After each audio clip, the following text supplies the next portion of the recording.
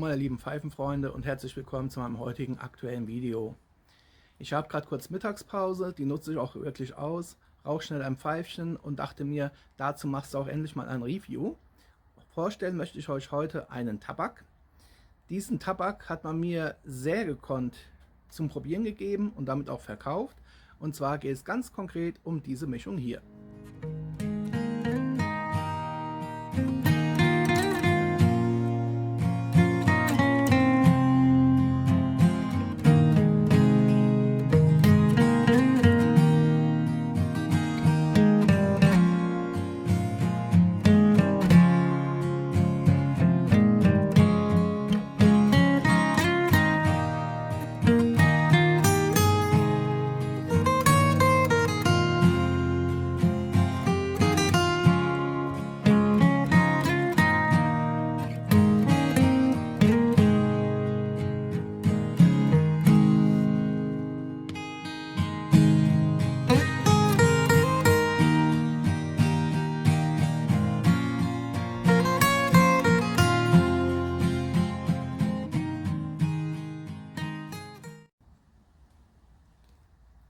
Ganz richtig.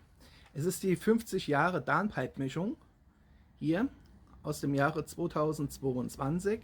Downpipe 1972 gegründet, hatte ja 2022 das 50-jährige Firmenjubiläum, ehe es dann leider am 31. Juli 2023 ein für alle Mal geschlossen worden ist.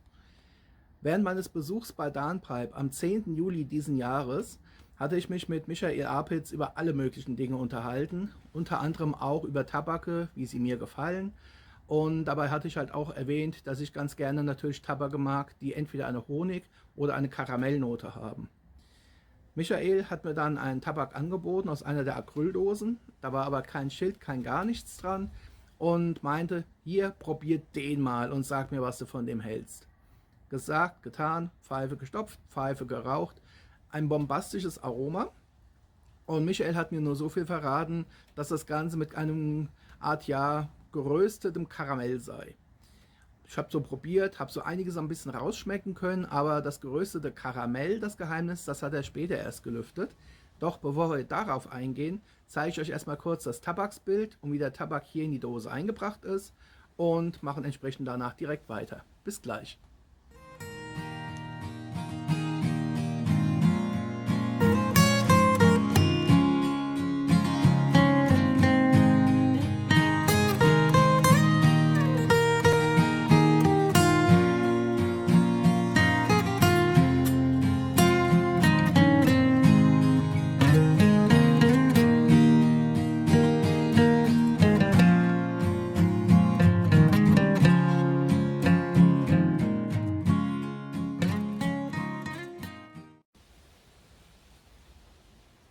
Jetzt habt ihr das Tabaksbild gesehen. Ihr seht ja, das ist eine wirklich bunte Mischung.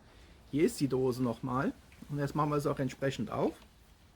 Hier seht ihr ja nochmal, diese Art Beutel kennen wir ja in Silber vom Bibo, dem Biker und Bolzer. Hier ist der Tabak reingepresst, Vakuum verpackt. Es ist also erstmal gar nicht so einfach, diesen Beutel zu öffnen. Der Tabak kommt in einer Art Kuchen daher. Und ich habe ihn erstmal entsprechend auflockern müssen. Erstens mal, um ihn ordentlich fotografieren zu können. Auf dem ersten Foto seht ihr ihn ja noch als Kuchen. Aber halt auch, um ihn dann entnehmen und portionieren zu können. Hier ist das Tabaksbild nochmal. Es ist halt wirklich eine schöne, bunte Mischung. Man sieht ganz klar Black Cavendish, nicht zu knapp. Bei einer Mischung von Michael Apitz würde es mich aber auch wundern, wenn es dort keinen Black Cavendish gibt. Wir sehen ganz klar Virginia Blattgut. Und was man ja der Tabakbeschreibung entnehmen kann, was ich jetzt nie erwartet hätte, das ist Latakia als Würze und Orient-Tabak. Ein Aromat, den Michael Apitz raucht, mit Latakia, ganz großes Fragezeichen. Aber ja, tatsächlich, er hat es mir auch erzählt. Er hat den Tabak zu Hause geraucht, weil seine Frau eine sehr empfindliche Nase hat. Und auch seine Frau hat ihm dann bescheinigt, den darfst du weiter rauchen. Und wenn wir jetzt die Nase in den Tabak halten, also über den Tabak halten, so kommt einem eine unbeschreiblich angenehme Süße und Würze entgegen. Man riecht, wenn man sich darauf konzentriert, ganz dezent im Hintergrund den Latakia. Man riecht aber auch süßliche Töne, die man jetzt vom reinen Geruch her aber nicht sonderlich zuordnen kann. Aber Latakia und eine Süße, allein die Kombination klingt vielversprechend. Ich weiß jetzt zum Glück schon, wie der Tabak riecht. Ich hatte ihn ja bereits bei Darnpipe geraucht. Hatte jetzt die ganze Zeit mit mir gehadert, machst du jetzt schon gleich ein Review oder lässt du die Dose noch zu? Reimt sich ja auch noch so schön. Und wie soll es auch anders gehen? Ich habe mir die Dose geschnappt, frisch zugeklappt, die Pfeife ist gestopft. Hier ist das gute Stück nochmal. Ich werde euch jetzt hier kurz den Tabak in der Pfeife zeigen, dann seht ihr auch etwas mehr Details und direkt danach gehen wir auch schon ans Eingemachte. Dann gehen wir ans Review. Also bis gleich.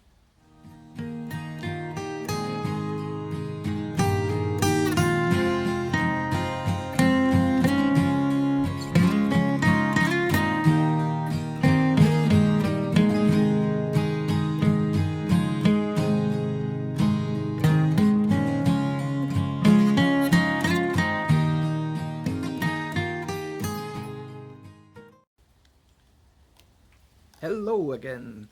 Pfeife habe ich euch ja gezeigt. Ihr konntet ja gut sehen, das ist eine alte Faun Oldtimer, Modell Nummer 66. Hier ist das schmucke Stück nochmal. Diese Pfeife, die benutze ich ja schon seit Ewigkeiten. Das ist eins meiner ersten Pot-Shapes, das ich hatte. Eins meiner liebsten Pot-Shapes, das ich habe. Ein wunderschönes Pfeifchen mit Sterling-Silberring. Schöner, kräftiger Kopf. Tabak ist eingebracht.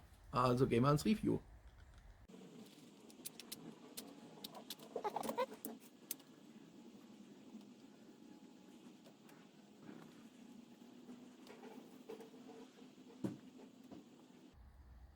Ihr seht ja, das Feuer wird gut angenommen. Der Tabak bäumt sich auch ganz gut auf. Ich hatte aus gutem Grund etwas mehr Platz nach oben gelassen. Einerseits natürlich wegen des sich aufbäumenden Tabaks. Andererseits, ich habe eine Stunde Mittagspause. So einem Pott rauche ich normalerweise über eine Stunde. Etwas weniger Tabak, etwas weniger Rauchvergnügen. Kriege ich wenigstens das Video fertig und bin pünktlich an der Arbeit.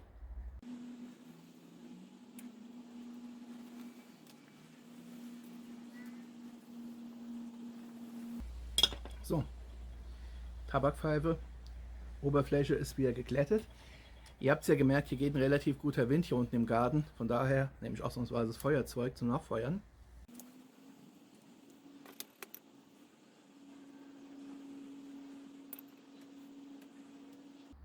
Interessanterweise wird der Tabak beim Entzünden nicht bitter. Man hat ja am Tabaksbild gesehen, Black Cavendish, ja, Virginias definitiv auch.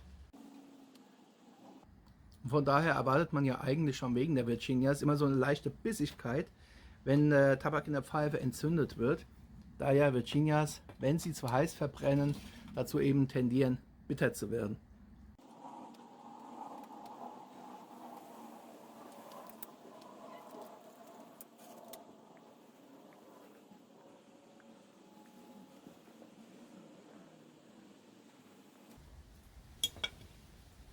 Jetzt ist sie, glaube ich, gut am Zug.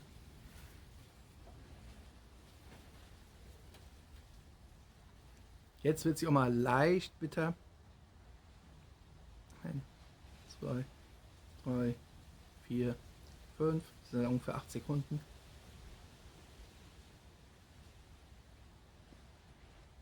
Und schon ist das bittere Aroma wieder verschwunden. Ihr habt es ja gerade gesehen. Ich liebe Streichhölzer. Sie sind für mich eigentlich das Nonplusultra, wenn ich Pfeife rauche, weil die Flamme eben eine weiche Flamme ist. Man kriegt den Tabak am besten entzündet, ohne dass es zu heiß wird. Bei dem Wind bräuchte es aber ein Feuerzeug, also machen wir eine Mischung aus beiden. Feuerzeug mit dem Streichholz, also Streichholz mit dem Feuerzeug entzündet, mit dem brennenden Streichholz den Tabak entzündet, passt. Und jetzt beim Genuss des Tabaks, da merkt man wirklich das, was ich bei Darnpipe gemerkt hatte. Man merkt Karamell mit einer gewissen Würze. Es soll ja gebranntes Karamell sein.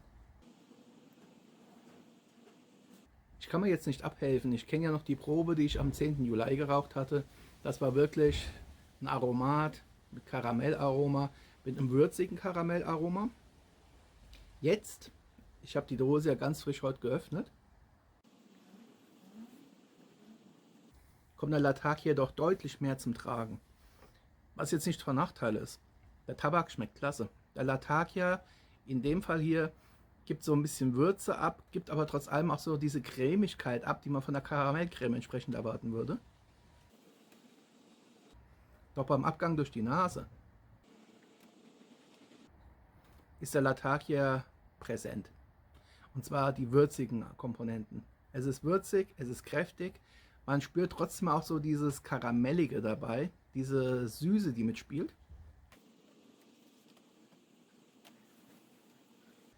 Ja, es ist definitiv ein Tabak, den man jetzt nicht so nebenbei rauchen sollte. Kann man, klar, natürlich, man kann ihn nebenbei rauchen. Doch das wäre ganz ehrlich gesagt wie Perlen vor die Säue.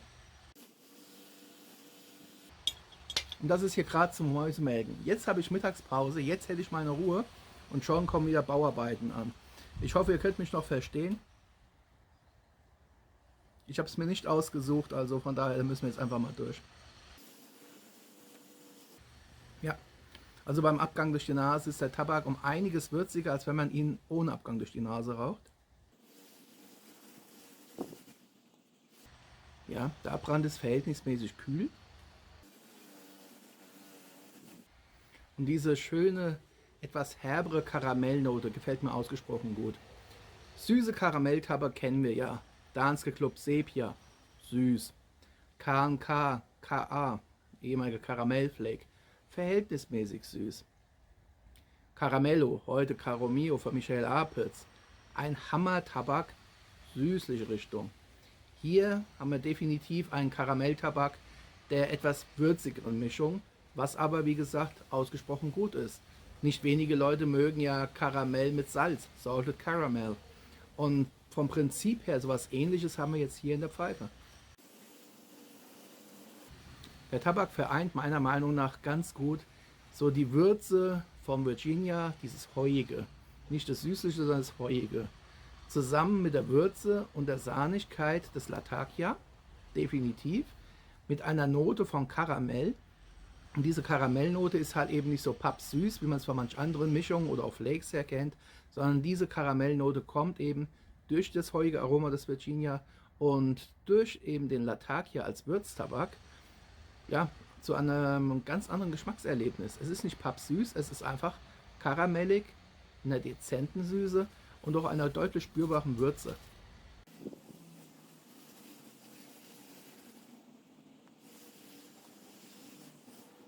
Und die Raumnote, da gebe ich Michael Apitz Frau zu 100% recht. Der Rauch riecht super aromatisch. Latakia ist ja allgemein verschrien als ein Stinktabak. Ich rauche ihn ja eigentlich ganz gern abends. Ich habe da so einen Frankenstein-Blend mit Latakia. Wenn ich den rauche, bleiben die Stechmücken vom Leib.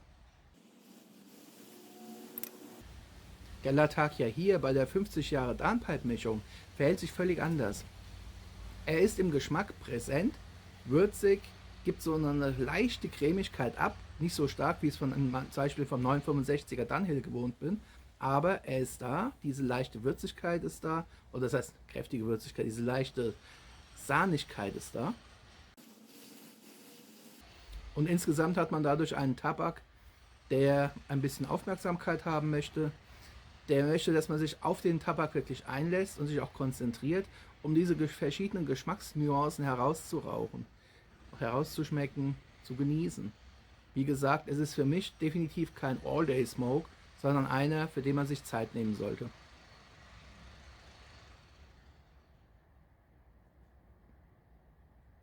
Diesem angenehmen, würzigen, trotz allem auch leicht süßlichem Aroma, unter anderem halt mit dem Karamell.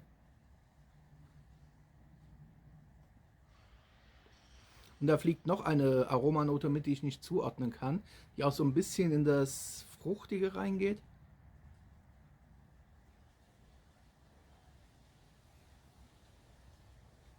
Wobei ich aber nicht näher bestimmen kann, was es ist. Insgesamt ist die Komposition hier absolut stimmig. Das Tabaksbild sieht gut aus, der Tabak riecht fantastisch, die Pfeife ist leicht gestopft, der Tabak lässt sich verhältnismäßig einfach in Brand bringen, brennt relativ angenehm und verhältnismäßig mild und kühl ab. Bissigkeit hat man nur ganz zu Beginn, wenn der Tabak entzündet wird. Klimmt er erstmal fröhlich in der Pfeife vor sich hin, klimmt er ganz normal gemütlich runter. Und wie gesagt, der Geschmack ist halt das, was mir richtig gut gefällt. Eben nicht einer von diesen typisch süßen Karamelltabaken.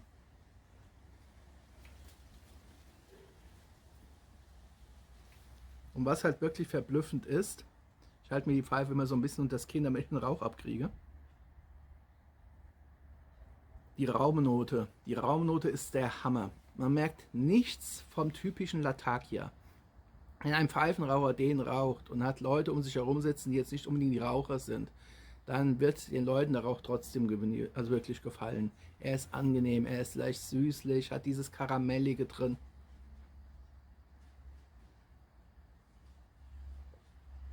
Und geht wirklich so in die Richtung des Rauchs, den man von einem typischen Pfeifenraucher eigentlich erwartet. Angenehm, süßlich, wohlduftend, ohne eben dieses typische Latakia, Gestinke, wie auch immer man es benennen mag. Die einen sagen ja verbrannte Reifen. Dies bleibt der Umwelt hier gänzlich erspart, wie auch immer Downpipe bzw. DTM Down Tobacco das hinbekommen hat, aber das ist ihnen richtig gut gelungen. Chapeau. Ich werde jetzt die Pfeife noch in Ruhe weiter rauchen. Aus Erfahrung weiß ich ja, es wird sich jetzt nicht mehr viel tun.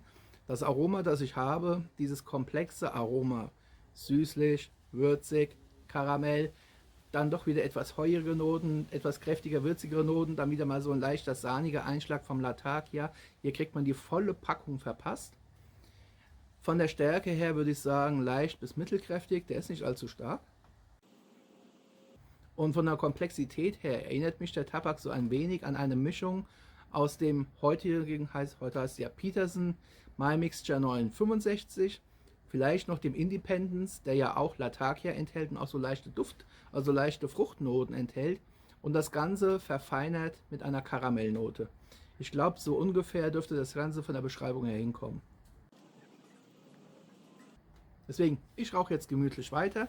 Danke euch sehr für eure Aufmerksamkeit. Ihr kennt ja das Spielchen, da unten ist die Kommentarbox. Ich bin gespannt, wer von euch den Jubiläumstabak 50 Jahre Downpipe 1972 bis 2022 kennt, geraucht hat. Wie ist eure Meinung dazu? Was haltet ihr von der Mischung aus Aromat und Latakia? Ich danke euch für eure Aufmerksamkeit. Weiterhin viel Spaß mit euren Pfeifen und euren Tabaken. Bleibt mir gewogen. Wir sehen uns auf jeden Fall wieder hier auf meinem Kanal. Happy Puffing, einen schönen Tag noch und bis zum nächsten Mal hier. Macht's gut. Ciao.